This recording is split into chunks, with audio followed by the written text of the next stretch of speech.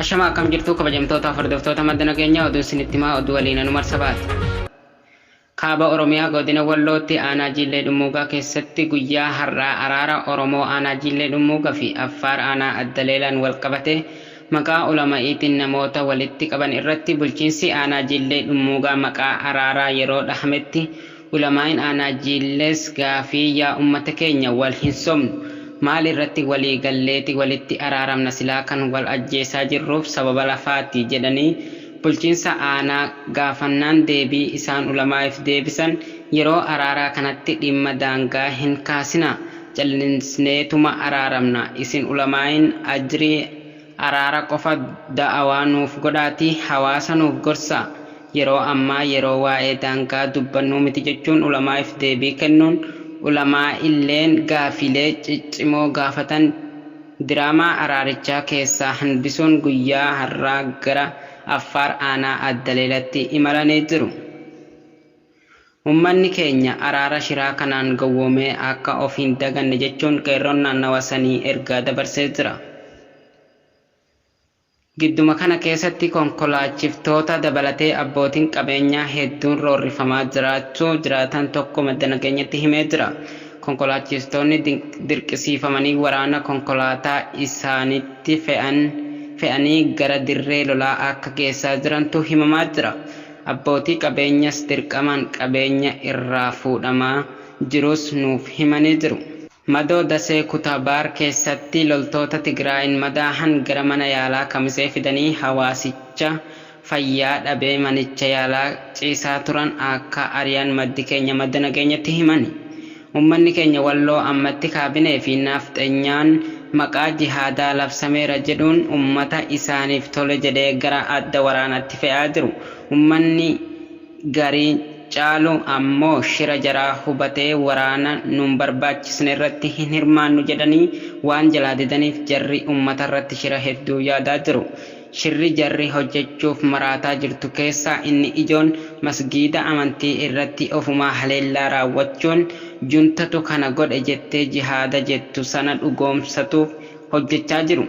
Ummanni keenya masgiida fi hambaalee aadaa naannawa isaanitti dhiyaataa jiru sirritti eeguun shira jara kanaa fashaleessuun dirqama karaa hundaati. Haleellaan masgiida fi dhaabbilee aadaa hawaasummaa irratti yoo kan raawwatu ta'e shira jaraa ta'uu hubachuu qabdu. Oduu keenyatti aanuun godina Matakkal keessatti manneen uummataa Oromoo humnoota finxaalayyii Amaaraan abiddaan gubatee barbadaa'aa jiraachuun beekame. Akka gabaasa gamasii bahaa jirutti manneen uummatni haala nageenya sodaachuun baqatanii jiran humnootni finxaalayyii Amaaraa hidhatanii jiran qabeenya uummataa saamuun manneen isaanii guutumatti abiddaan gubanii barbadeessaa jiraachuun barame. Oduu keenya maddeen alaa irraa arganneen muummichi ministeeraa Suudaan humnoota waraanan to'atamanii bakka hin beekamne geeffamuun himame. Ministeerri muummee Suudaan Abdallaa Hamdook humnootni waraanatiin erga to'atamaniin booda gara bakka hin beekamnetti geeffamuu ministeerri odeeffannoo biyyattii beeksise. Ministeerri muummee Suudaan Abdallaa Hamdook kan yeroo ammaa hidhaa mana keessaa jala akka jiran himamu ammoo ummanni karaa nagaa bahee mormii itti fufuun warraaqsa akka eeggatuuf gaafachuu isaanii ministeerichi ibsee jira. Ministeerichi karaa fuula feesbuukii isaatiin ergaa maxxanseen humnootni waraanaa waloon ganama kana mana isaatti muummicha ministeeraa hidhaan fonqolchaa deeggaruun ibsa akka baasuuf dhiibbaa irraan gahaa jiraachuu himee jira. Fonqolchichaaf beekamtii kennuun erga didaniin booda waraanichi amma ministeera muummee Abdallaa Hamdook bakka hin beekamne geessuu maxxansi kun dabaluun ibsee jira. Kana duraas ministeerri miseensonni siiviilii qaamni bulchiinsa ce'umsaa Suudaanii fi ministeeronni hedduun hidhamuu isaanii fi bakka hin beekamnetti geeffamuu himee ture.